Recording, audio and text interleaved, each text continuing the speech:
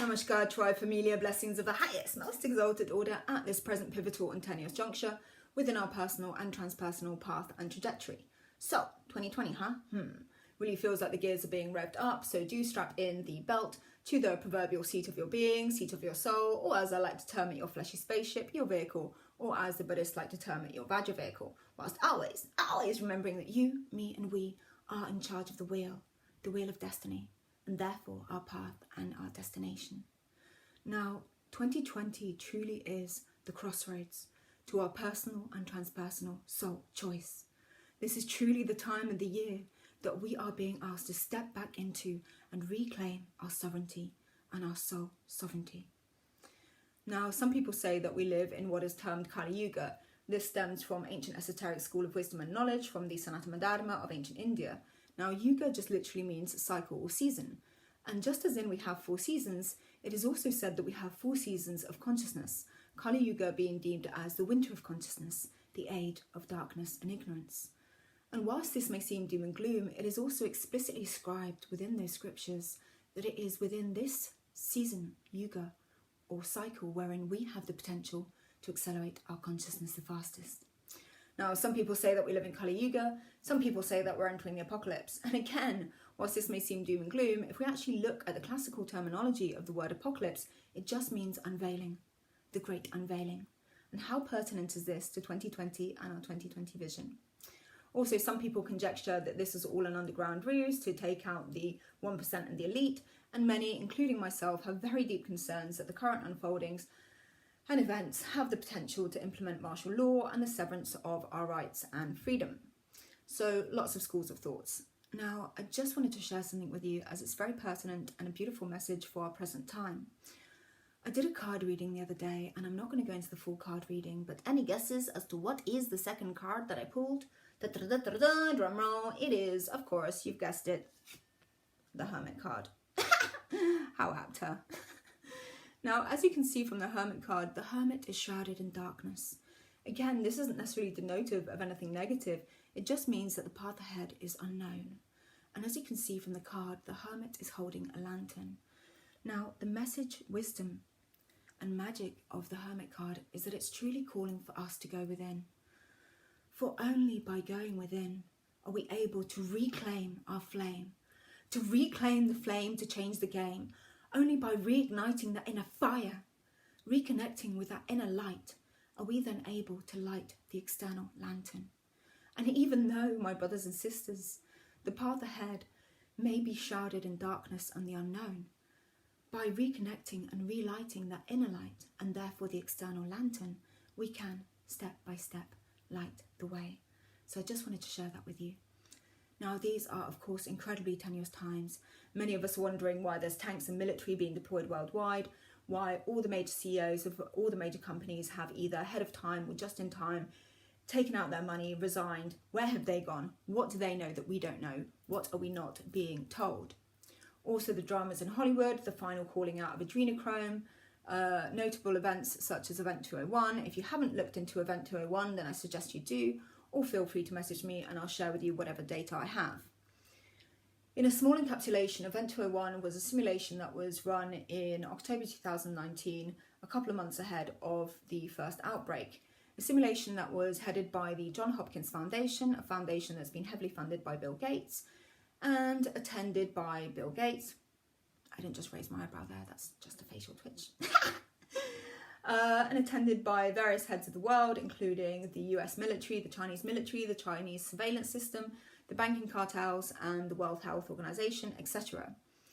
A simulation that was run to see the potential of a virus outbreak. A virus that was synchronistically, of course, completely arbitrarily enough, called the coronavirus. A simulation that was run to see the implementations and the measures that would have to be taken in the event of a virus outbreak. Now, I'm not going to go into that as it's not really the essence of this video. There's also incredibly notable events occurring and unfolding on our planet, such as the pole shift. Now, our magnetic pole is currently moving at an exponential rate from Canada to Siberia. This is something that we have been apparently overdue for thousands of years. This has potential huge ramifications for our planet. For when our magnetosphere and the magnetic grid is weakened, we are potentially privy to solar radiation, mass climate change, etc. If you want more information, feel free to look it up, or you can message me, or you can also look at such sites such as WMM, which stands for World Magnetic Map. Now, this is also something that has been scribed and talked of for time immemorial, from ancient civilizations to esoteric wisdoms, and many of us also know that this has huge implications for our consciousness. Pole shift, soul shift. I also do not feel that the current worldly events and this epic event are arbitrary in any way whatsoever, but anyway. So there's also bizarre anomalies such as fictional novels that were written years ago that seem to quite precisely outline and scribe our current events. And lest we not forget, one of the greatest pop culture anomaly of our times, which is the Oracle of the Simpsons. Fractal face palm. If you haven't looked into how many times the Simpsons have predicted, Bunny is accentuated, current worldly events, then I suggest you do.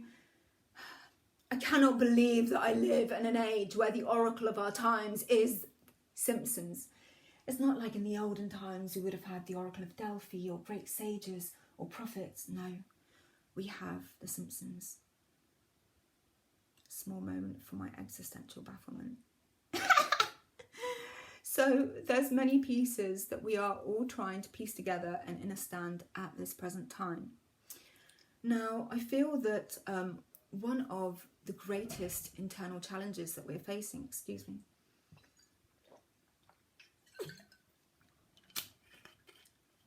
one of the greatest internal challenges that we're all facing is this. How do we find the balance between what I like to call the QCQ, which stands for the quintessential conundrum question, which is this. How do we find the balance between, on one side of the spectrum, and do remember this is a very broad spectrum, and it's important to remember that each of us, probably at different times, will be at different points within the spectrum. Now, on one side of the spectrum, not feeding into the fear. For again, many an ancient knowledge and wisdoms, and many of us, including myself, feel that we are akin to biofeedback, biomachines, or biobeings, wherein we have the potential to affect our reality and our surroundings. This is something that has also, in each in their own respective ways, been paddled into the shallow waters of this school of thought by our current sciences, from quantum mechanics to neuroscience and neuroplasticity, wherein we know that neurons that fire together, wire together. Also research into how we potentially can perpetuate certain habits, characteristics and tendencies through the either conscious or subconscious perpetuation and biofeedback of neuro and biochemicals, immunopeptides, so on and so forth. Also fascinating studies such as the 100 monkeys phenomena. There's been extensive research and studies into this type of phenomena. The 100 monkeys phenomena is, if you don't know it already, was named after an experiment wherein in a far-off island, completely secluded, monkeys were taught how to, if I remember correctly, they were taught how to break either nuts or some kind of fruit, something like that. So it was a new skill that they were taught. Now, in far-off islands where there's absolutely no way that the monkeys could travel or communicate, monkeys in far-off islands also, not very long after, picked up and just seemed to come into this new technique or knowledge. Again, bringing and weaving in this idea of how we are symbiotic elements within this great tapestry. There's also wonderful research by the Institute of Heart Maths that's really worth checking into, and also exquisite research into the morphogenetic field by wonderful beings such as Rupert Sheldrake. The morphogenetic field, again, this is something that has been scribed and talked of through time immemorial, ubiquitously throughout our world, from our ancestors to ancient civilizations, to ancient esoteric knowledge, to native peoples from the Aborigines to Native Americans, etc. For the morphogenetic field is akin to a native bioweb, wherein we are all connected through luminous energetic filaments into this great tapestry of unity. So, yes, on one side of the spectrum, not feeding into the fear, for we also know that fear can be incredibly detrimental to our health. We know that high levels of cortisol are incredibly detrimental to our immune system, so on and so forth. So, yes, on one side of the spectrum, not feeding into the fear, whilst on the other side, isn't 2020 truly calling for us, in our 2020 vision, to take off our blindfolds and to address the often quite disturbing, challenging and diffracted aspects of our reality, our collective and our current society. And I'm a great advocate that we must address and truly understand the malaise for us to know and be the medicine. Now, of course, this is incredibly challenging, for many of us throughout the world yearn to make a change, and we often feel so incredibly helpless to know how to do so. And insofar that we do feel helpless, I feel that the key to this, or one of the fundamental keys, is for us to connect together, to come into unity. For how long have we been subject to the ye old formidable formula of ye old divide and conquer? Wow, how powerful that formula is, and is still running so strong. So,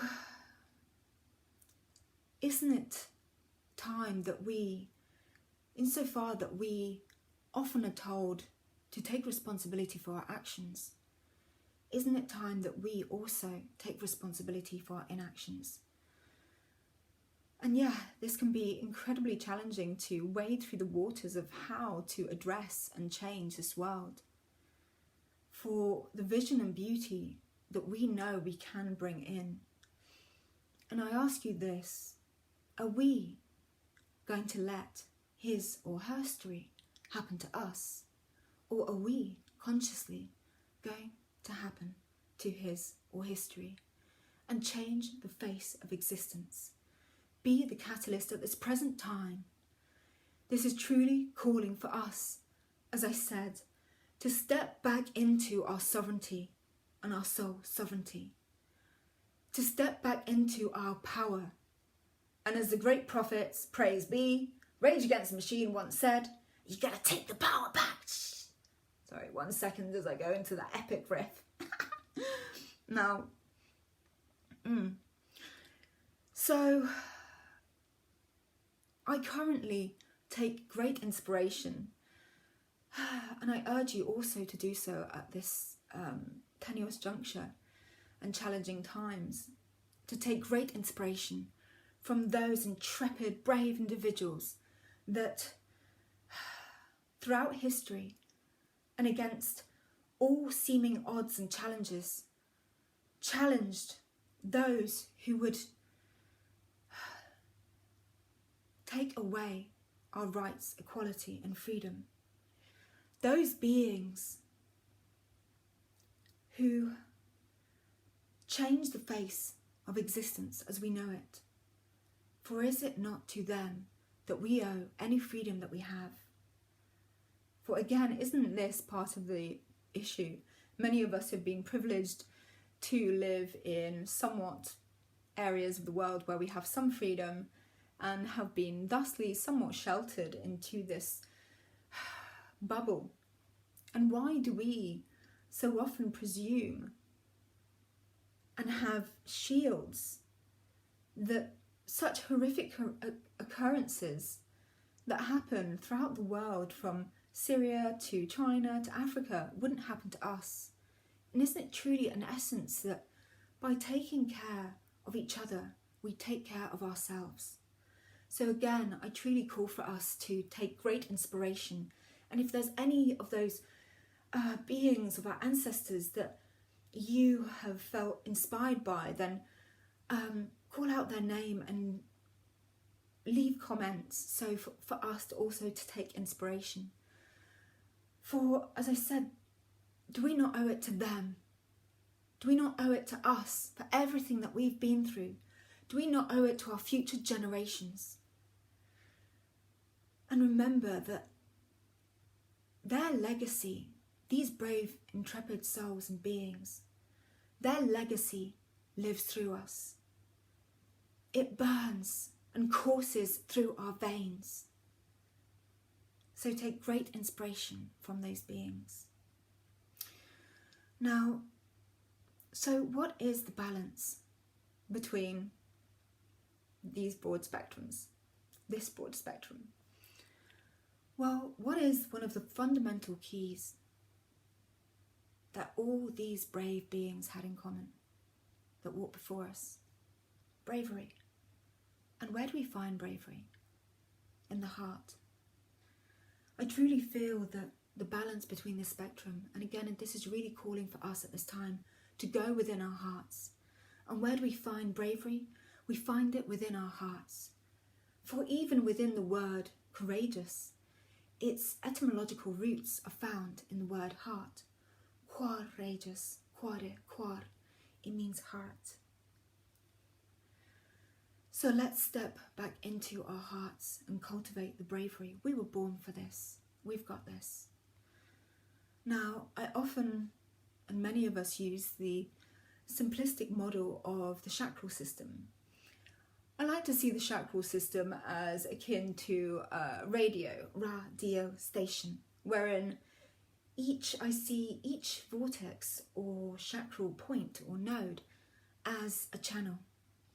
And so thusly, what are we all being tuned into? And what are we tuning into? And as many of you know, I like to say that we are somewhat have been stuck into what I like to call root and sacral FM. Root and sacral being the first and second. So root has got to do with survival, basics, root. And second has to do with sexuality, creativity, and we have somewhat paddled into the waters of the solar plexus, which is the third. The solar plexus is our power, our will, and I feel that we've been somewhat tithering into this element, this channel. For it, we have been struggling with its essence, which is power, power struggles, and lack of power. And again, this is calling for us to reclaim our sovereignty and really reclaim our power and our will. And by tuning into and ascending through the first three and really making that leap into the heart, for the heart is the bridge. It is called the rainbow bridge, the Antakarana. If we make, not if, we will make this quantum meta leap into the heart, which then allows this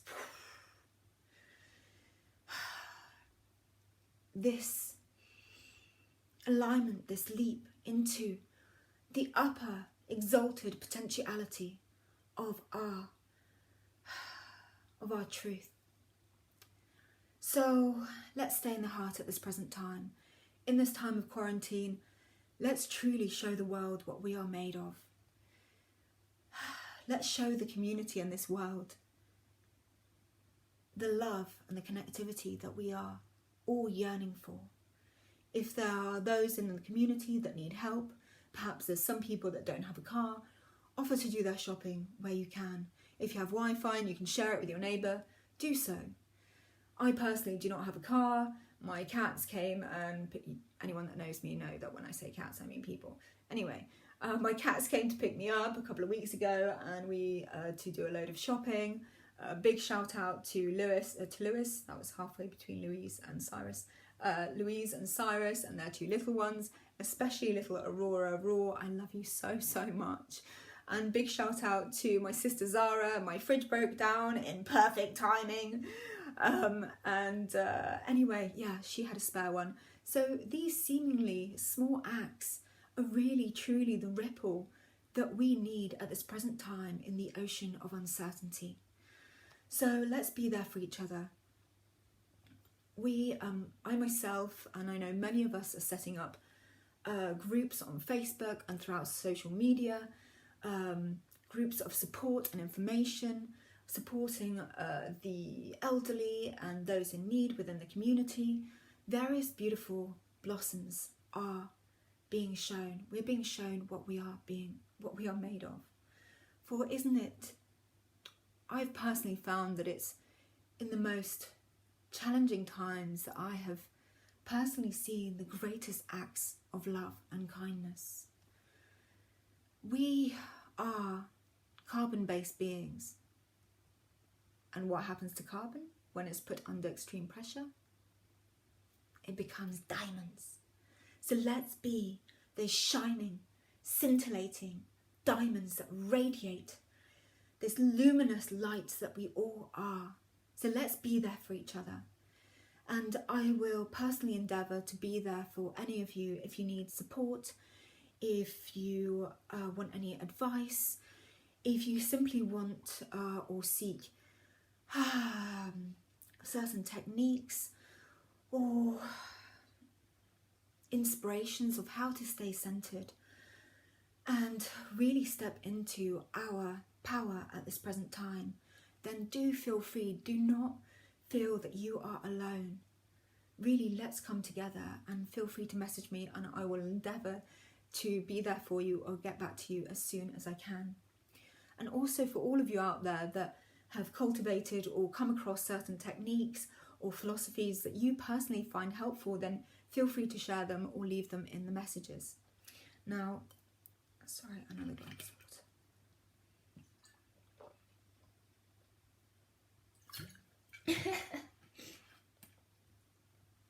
So, this is truly a time for us to remember our magic. For I feel that the greatest travesty of humanity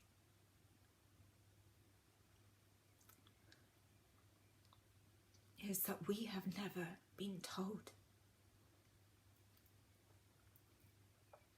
We have never been told the magnificence,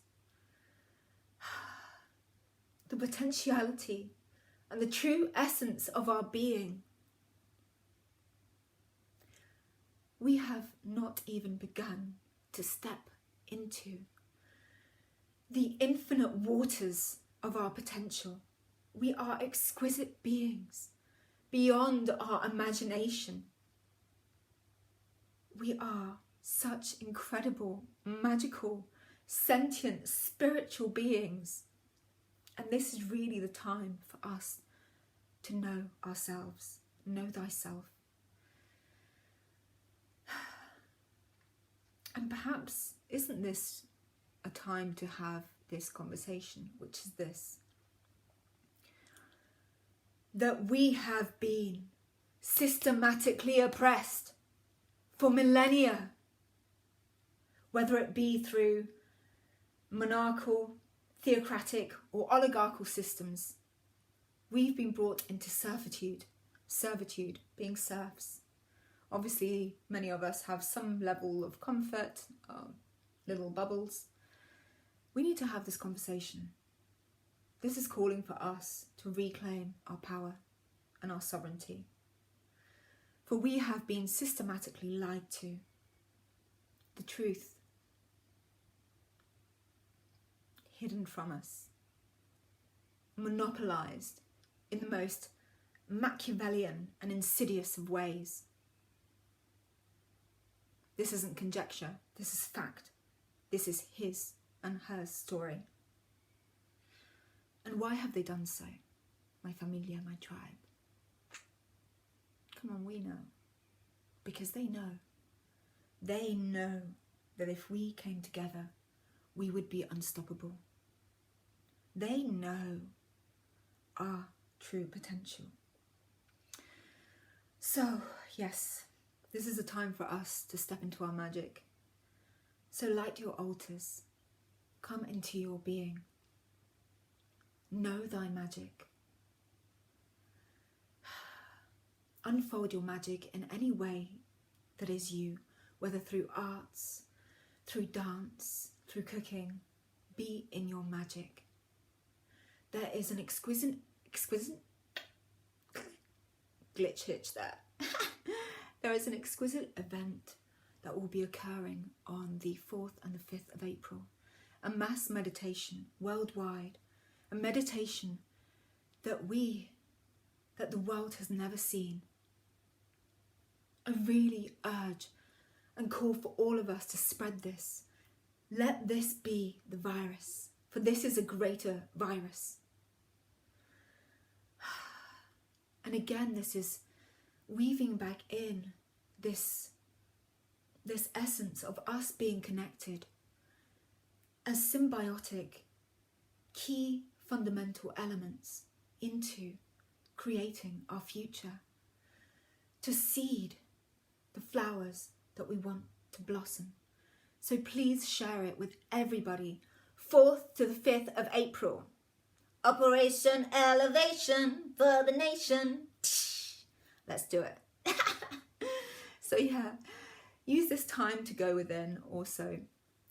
For when is the last time that we have had the opportunity to go within? For especially in our present times, we are constantly bombarded by externalities. When was the last time that we had a chance to go within? And I ask you this, and to recharge, when is the last time that you had to charge a piece of technology, a device, maybe your laptop, your phone, maybe today, maybe yesterday, probably the day before, like most of us. Now, I ask you this, when was the last time that you took such thoughtful measures to charge yourself? And I say this to myself as well as you. So let's make this a catalyst reminder for us of when we are plugging in and charging an external device to remember and remember to plug in and recharge ourselves. For I truly see us to be akin to a biobank, if you will, wherein we have certain amounts of energy. The Taoists call this Jing energy. And if we are constantly taking out our funds, our reserves, then won't we eventually become energetically bankrupt? So take this time to make the deposits within yourself. Water yourself, and great, great blossoms will yield. Now, thank you so much for bearing with me. I really, really, truly appreciate it just to have this connectivity. And I just want to leave you with this, to remember the message of the heart and the courage. This card is the Lion card. Let's roar in a new eon, and let's breathe in love and a new frequency. And as you can see from this card, lion, and again throughout history, we have equated the lion heart with bravery. And it says, take courage. And as you remember, courage stems from heart. And lastly, to remember the wisdom of the Hermit card. To remember to take this time to go within, reclaim your flame, reignite that inner fire, reconnect with that inner light, and therefore light the external lantern. And if there are those who are finding it challenging to light their own lantern, then use yours to light theirs.